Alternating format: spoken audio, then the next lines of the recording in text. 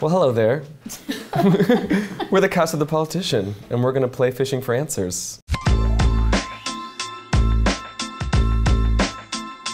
The way I handled having a crush in high school was, my guess was probably that you were probably mostly on the other side of that. No, I don't think so. I didn't really come into my own until later in high school. I was kind of a late bloomer. I mean, we would always sort of like hang out near the boys' schools and try to find the cute boys, but it really just became more of like a big inner school party kind of a vibe. Well, there was basically like 4 dudes who liked dudes, and we all just kind of took turns dating each other, because you're there for 4 years and it gets boring. And so at one point or another, we all had feelings for each other. My high school prom experience was, I went with my best friend in the world, Beanie Feldstein, and we went with a bunch of friends, and our prom photo was both of us doing like the Evita arms together. My best friend Max was prom king, got really drunk, and that's it. I love it. The clique I'm glad I wasn't in high school is blank. I went to all girls. We didn't have cliques, Didn't? really. I went to no. all girls and we specifically did. Really? Because it was all girls. So what was yours, clique? I guess ours was the like amalgamation of people.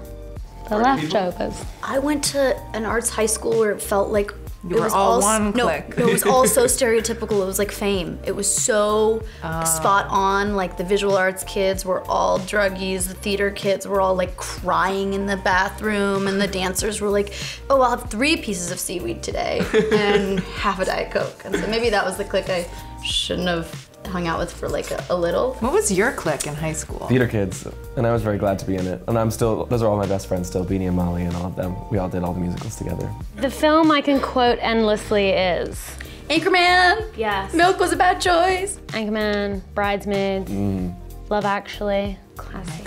Zoolander. Should keep this open. Zoolander. Civil rights, Yes. this is the 90s. This Mean is Girls. really where the generation gap is coming yours? out. Mine are like the movies that her parents made, like, you know, like that era. 16 Candles, Weird Science, Breakfast Club. Okay, when I was a teenager, I got in trouble for, oh God, sorry, Mom. What didn't I get in trouble for? The best part of this is like you guys are so close to still living at home that you care what your moms might think if you see this. I'm like 400 years old, so my teenage year My are parents know so everything. long ago.